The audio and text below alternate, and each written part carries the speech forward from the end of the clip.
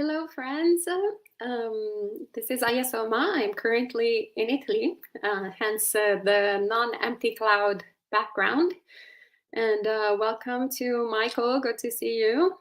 And welcome to anyone who is tuning in this morning or this afternoon if you're in Europe like I am. So today we will be talking about what is a Sangha, and especially what is a Sangha based on the early texts, so based on early Buddhism. And before I start talking, I will go ahead and pay homage to our original teacher, Shakyamuni Buddha, the reason why we're all gathered here today. Namo tassa bhagavato arahato samma sambuddhassa. Namo tassa bhagavato arahato samma sambuddhassa. Namo tassa bhagavato arahato samma sambuddhassa. Buddham dhammam sangham namasami. So welcome also to Ancon and John who are tuning in right now. And so as we were saying, today we're going to talk about the Sangha, or rather the question, what is a Sangha? So when we take refuge as Buddhists, we take refuge in the three jewels. So the Buddha, the Dhamma, and the Sangha. So the Buddha is the awakened one, our supreme teacher who embodies our highest aspiration and capability of becoming just like him. The Dhamma, of course, is the teaching of the Buddha, but it also is the truth that precedes the arrival and passing away of a Buddha. It is basically the law of the states of things, and knowing it allows us to transcend suffering. But what exactly is the Sangha? So in the West, we often hear this term applied as a generic term for a group of people practicing meditation, a lot of times like a congregation of lay secular or devoted even perhaps Buddhists, but definitely all lay people. Sometimes, we actually hear it mentioned as referred to the ordained Sangha. But in the East, actually, this term is usually used only for ordained Sangha, never for lay people. I still remember the first time I was actually when I was a layperson, and I had invited a group of friends to the monastery. And I wrote, "Dear Sangha, you're all welcome to come this weekend to, the Rockaway Summer House, our previous retreat center in New York City." And our friend Luciana, who is an Indonesian-born Buddhist, she replied with, "Oh, I didn't know that I was ordained." And I remember they were going like, "Oh, whoops, I think I misused this word." And that's because essentially for anyone who is born Buddhist, usually this is a term. The term Sangha is only used for the ordained Sangha, so bhikkhus and bhikkhunis. But sometimes we can hear also some deviation from that as well. Once I heard, for example, a Malaysian bhikkhu say that by taking refuge in the Sangha, we only meant the bhikkhu Sangha. So no bhikkhunis, just bhikkhus. And so my question after, both my personal encounters and also reading, certain things, just like from this, the bhikkhu that I had mentioned, I was very curious. So I just went back to the texts, back to the Pali Canon, and kind of trying to understand what is the proper definition of the Sangha. So my understanding is that both definitions that I gave up to now are imprecise, if not completely wrong. So definitely saying that the term Sangha applies only to the Bhikkhu Sangha is not correct. It is in fact a misunderstanding of the Pali language, which I have been studying for the past year and a half with a lot of interest and actually having a really good time. But yeah, the Pali language is a gendered Indo-European language, no different than Italian, my mother tongue. And in those languages, we use the generic masculine to indicate both female and male. Hence, that's why someone who, for example, is from East Asia and has their language of birth is radically different than an Indo-European language, might have this confusion. It also happens in the same way, actually, in translations in English. A lot of the times, actually, all the translations that we currently have in English, since they weren't done by people that come from, English is not a gendered language like Italian can be, then a lot of the things are actually translated in the masculine, which in English has a very specific, precise, gendered meaning. Anyway, as far as the other uses of the term Sangha, in early Buddhism, the term Sangha, I found it to be used in two ways. One is to refer to the Sammuti Sangha of ordained monastics, regardless of their attainments. And the second one is to refer to the Arya Sangha, so the noble disciples of the Buddha, from Sotapanna all the way to Arhat. So we see that the word Sangha does not apply to lay people in the texts, unless they are at least stream enterers. There's actually another term, parisa, that seems more appropriate to use in the context of unordained practitioners, and which is used to refer to the fourfold assembly of bhikkhus, bhikkhunis, laymen, laywomen. Like the word parisa actually literally means surrounding and indicates a congregation, an assembly. There is an entire Vagga, the Parisa Vagga in the Anguttara Nikaya, which is dedicated entirely to the assembly of both monastics and lay people who have not entered the stream yet. It actually is a very charming Vagga because it aligns the good and the bad qualities that we can all have and cultivate in our mind, but that result in polluting or adorning the Chatuparisa, so adorning the assembly, the fourfold assembly. And it highlights how the conduct of one group affects the other, or one individual affects the other individuals in this symbiotic relationship that basically lays the foundation for the Arya Sangha to come into being. There's only one sutta that I'm aware of, the Sobana Sutta, where instead the term Sangha seems to be used as a synonym of Chatuparisa.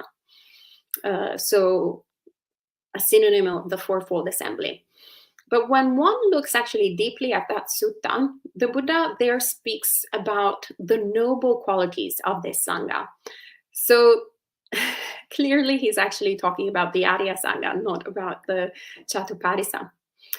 And in the Sobana Sutta, the Buddha says there are four kinds of people who adorn the Sangha with beautiful qualities of mind. He says there are bhikkhus, bhikkhunis, laymen, and laywomen who are competent. So in other words, they have cultivated panya, so essentially the wisdom of an appropriate response. They are disciplined, so they have sila and are restrained in body, speech, and mind. They are self-confident, so in other words, they have courage that stems from faith, from moral virtue, from the practice of Dhamma. They are learned, so knowledgeable in both Dhamma and Vinaya. And finally, they are experts in the Dhamma, which means they are skillful in teaching. I have actually a little quote for you from that sutta, and where the Buddha says, a bhikkhu accomplished in virtue, a learned bhikkhuni, a male lay follower endowed with faith, a female lay follower endowed with faith. These are the ones that adorn the Sangha. These are the Sangha's adornments.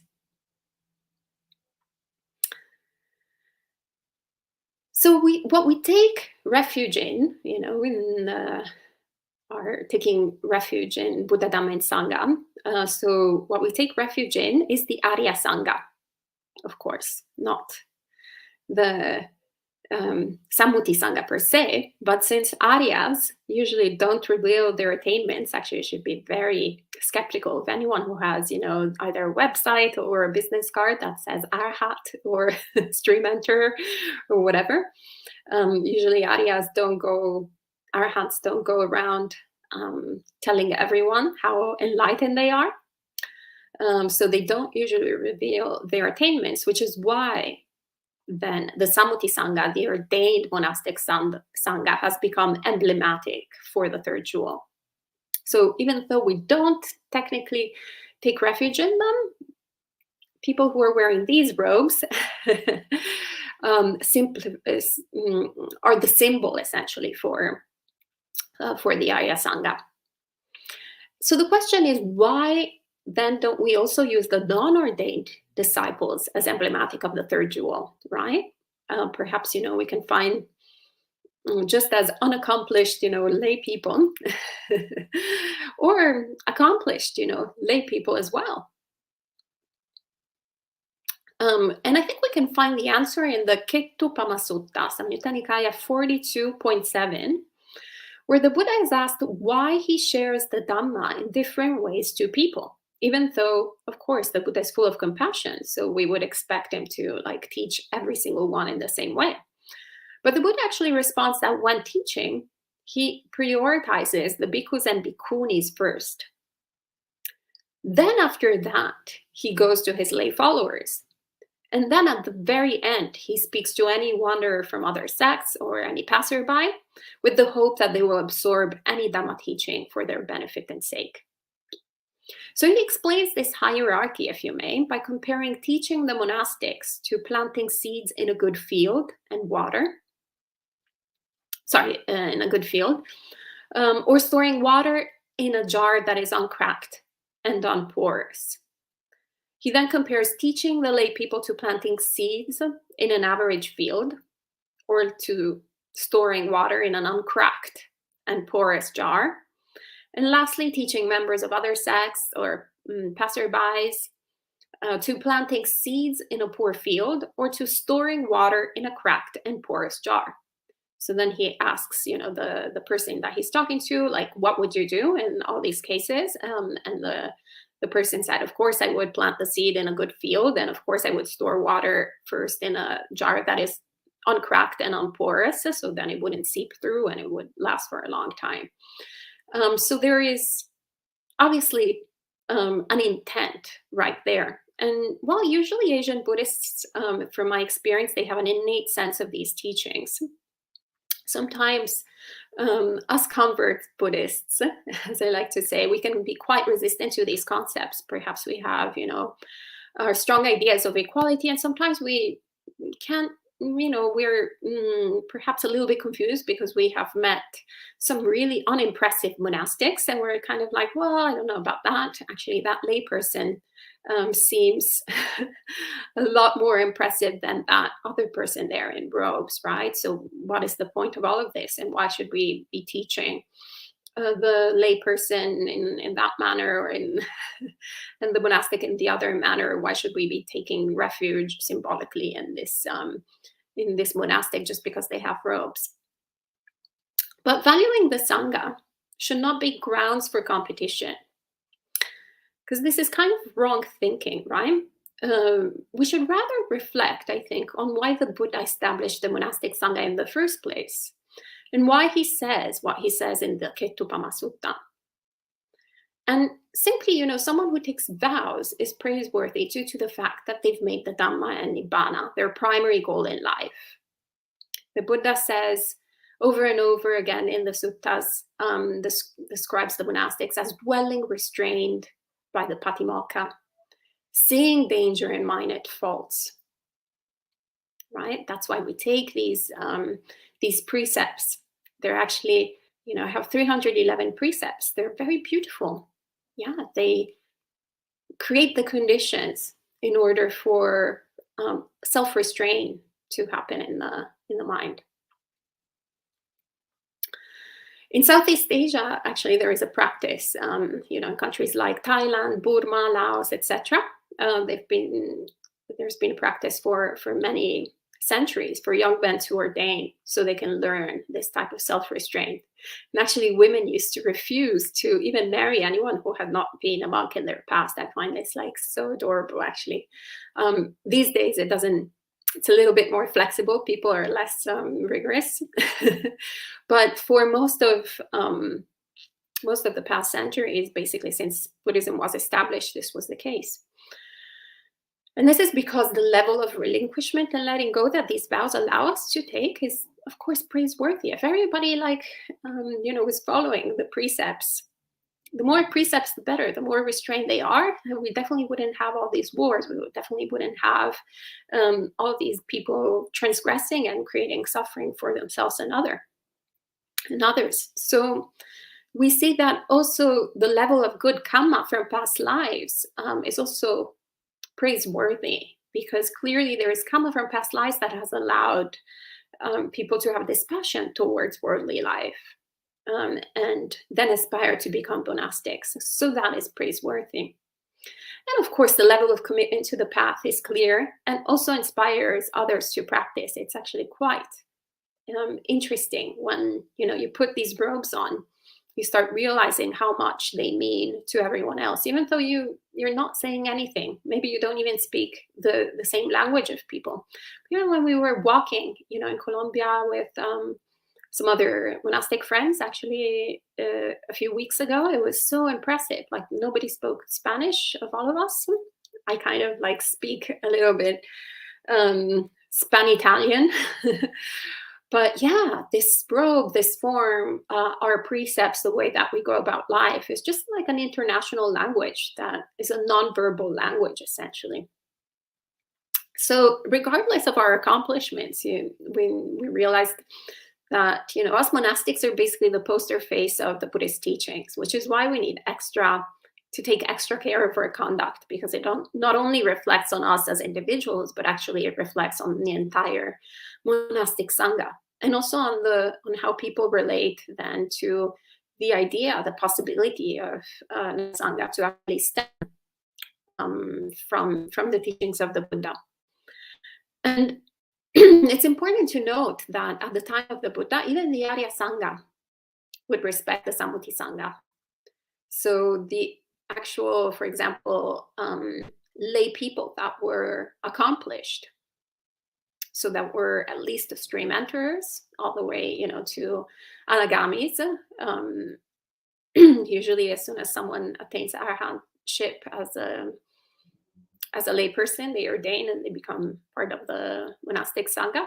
But anyway, one of my favorite suttas is the Ugga Sutta, where Ugga, the householder, who is known to be an anagami, so a non-returner, he says that one of his wonderful qualities, throughout the sutta, he enumerates all his wonderful qualities of mind.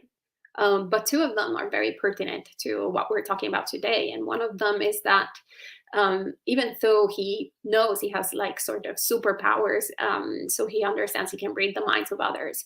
So he knows the level of accomplishments of the monastics that he meets, and also their level of virtue. Even the devas come up to Ugga and tell him, oh, that that monastic is more virtuous than the other one, etc., etc. But Ugga says two things that are incredible. Well, he says many things that are incredible, but these two are particularly relevant. One is that he will actually give food offerings equally to each member of the monastic Sangha, whether they are very virtuous or less virtuous. And also that whenever he encounters a monastic, he will wait for the monastic to give him a Dhamma talk. And bear in mind that Ugga is an anagami, a non-returner. So he's clearly very grounded in the Dhamma. But still, it doesn't matter. Even if the monastic in front of him is not accomplished, he will wait for the monastic out of respect of what he embodies, what they embody. Ugga will listen to the Dhamma talk, and if the monastic doesn't give him a Dhamma talk, then Ugga will give them a Dhamma talk back. So it's quite beautiful. We see this non-arrogance and non-competition at all in the mind of Ugga, but rather the understanding of the importance of the form and the respect for the form and the respect for the training. But getting back to the Kettupa Sutta, where the Buddha says he teaches monastics first, we see that this is actually also true today. So the level of teachings provided to the monastic Sangha is always significantly higher and deeper than the average fold. So, any monastic. It's the reason actually why we do the monk chats with monastics. Because actually here on our channel, because essentially even, even though monastics will teach everyone, it is clear that when other monastics are asking questions to senior monastics, the senior monastics will delve more into depth with their answers, because they understand that the person in front of them is fully dedicated, has no other concern in their life except working to attain awakening. So in this context, we see why it's important, for example, bhikkhuni ordination, and also why the Buddha didn't want to attain parinibbana before having an arya Sangha that comprised bhikkhus, bhikkhunis, laymen, and lay women. So he wasn't just content, with just accomplished laymen or lay women. He wanted laymen, lay women, bhikkhus, and bhikkhunis. He also wasn't okay with having, just bhikkhus, laymen, and lay women, or just bhikkhus and lay women, or just bhikkhunis and laymen. He wanted the four entire Chatuparisa to become actually an Arya Sangha. And it's important then in this context to understand why we shouldn't de-emphasize full ordination or even to equate monastics to lay people. A lot of times, I've heard, oh, well, you don't really need to, take bhikkhu or bhikkhuni ordination in order to practice the teachings of the Buddha, or it's the same kind of thing, or people shouldn't focus too much on bhikkhuni ordination, etc., that one can practice the 311 precepts without formally entering the Sangha. And that is actually entirely missing the point, because this is not a path to become clergy. So bhikkhuni ordination is not to become Buddhist clergy, but this is an arahant path. We enter precise form that has been created not by disciples of the Buddha, whether they were enlightened or not, but actually by a fully enlightened being, a Sammasa Buddha, who is fully enlightened but also knows how to teach everyone who wants to be taught. So it's an incredible, precious inheritance that creates the conditions for enlightened beings to come to the world. So in this context also, then we need to understand how also it's important to respect proper terminology, to use the terminology appropriately, like it has been used in the past 2,500 years, not to change the meaning, not to alter things, but respect instead the tradition that we've been handed down, so that we can prevent the delusion of the Dhamma and also understand the purpose of this path. Otherwise, we can get so confused. We're trying to eliminate greed, hatred, and delusion, and instead we emphasize, we layer it up more and more delusion, more delusion, more delusion.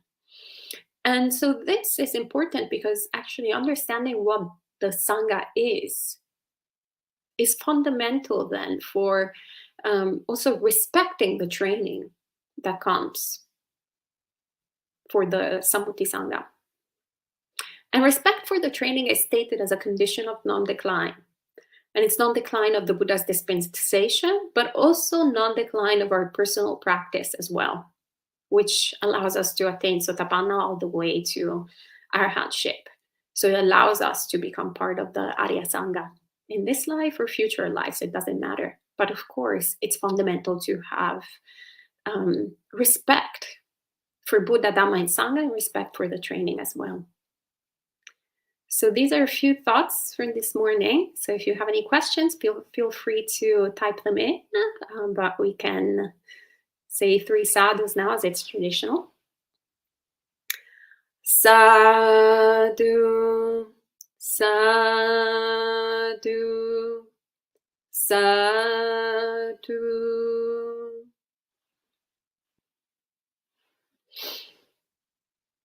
All right, welcome to many friends that have joined us. Hello, Michaela, Yankee, Ruth, good to see you. So Ancon says, I have a question. Feel free to type it in. Michela says, anch'io faccio fatica. We will start, Michela, soon some Dhamma meetings in Italiano. So we'll have less problems. And hello to Melissa. Hello, Jaya. So if there are no questions or comments for now, I'll wait a few seconds to see if there's anything popping up. Otherwise, maybe that's all for now. Hello to Maddalena. Oh, Yanni, good to see you.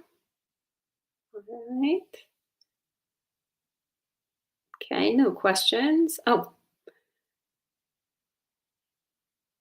So Sud asks, when we're bowing to the Sangha, does it mean we're also bowing to all the Buddhas of the past and all Arhants along with everyone else who is practicing? Yeah, absolutely. I would definitely use that as something really helpful. Yes, that would be bowing to the Buddha. We can bow to our teacher, our original teacher in this day and age, which is Shakyamuni Buddha, but also all the Buddhas of the past, definitely. And also all the Buddhas of the futures. And definitely the Sangha, yes, all the Arhats, all the Sotapannas, all the Anagamis. Yeah, we can bow to all of them, understanding that we are part of this tradition. We enter,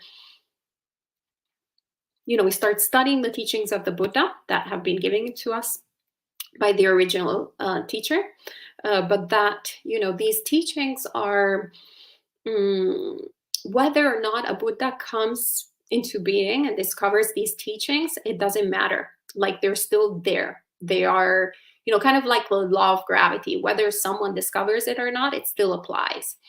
So we understand, we revere the Dhamma in that way. And we understand that by practicing the Dhamma, everyone, both the disciples of Shakyamuni Buddha and both the disciples of every Buddha before Shakyamuni Buddha has attained the same accomplishments by practicing the Dhamma in the same way. So in the same way, if we practice the Dhamma as taught by Shakyamuni Buddha, we can automatically enter and become part of the Arya Sangha as well. So we can also bow to our future selves or our future non-selves. And so it says, does bowing to the Sangha itself generate good karma? Absolutely, yes. So karma is a good action. It's an action that, karma is just action. A good karma is a good action, is a beneficial action, but beneficial in the context of leading us towards awakening, towards arhatship.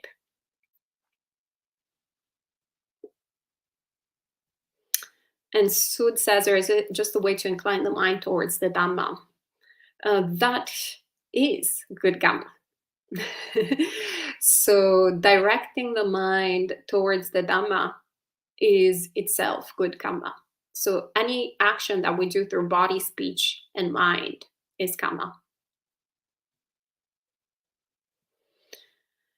And what are the chants that the Sangha have to learn? Well, I mean, by Vinaya, essentially, there is actually not that many chants that we need to learn in order to become independent. So yeah, just a few, Anumodana, and just obviously the chance of asking for forgiveness, making monastic procedures, etc. That's to learn by heart, but then we have, it's not fundamental to learn everything by heart, but the more we learn, the better. And John says, this may be a question better suited for Mancha, but for someone that follows on right remotely, is there a way for me to take the 5 precepts? Yes, absolutely. Maybe we can do that this weekend. Yeah, let's do it on Sunday. Since I am visiting my parents, I won't be at the monastery this weekend, so maybe we can do Sunday Vesak precept ceremony online. So we can I'll put it online.